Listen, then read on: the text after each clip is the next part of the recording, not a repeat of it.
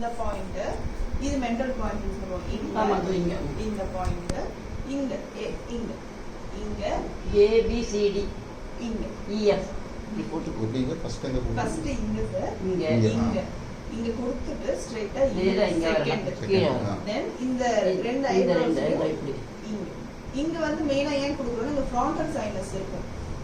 நமக்கு சளி வராது, சளி பிடிக்கிறதா இருக்கு, இல்ல அடிக்கடி இப்போ நேசல் பிளாக் வருதுன்னா இந்த பாயிண்ட் நம்ம ஆக்டிவேட் பண்ணணும்.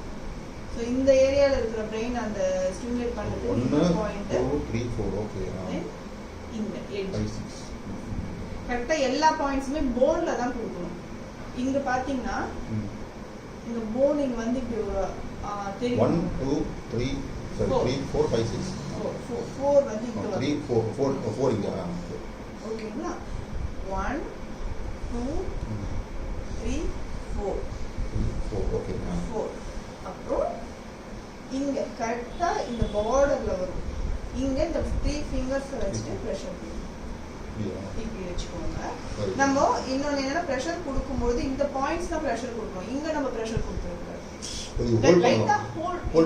ரொம்ப பிரஷர் இங்க வேண்டாம், ஒரு பேலன்ஸ்க்காக தான். ஸோ இங்க நல்லா ப்ரெஸ் பண்ணி யூஸ் பண்ணலாம்.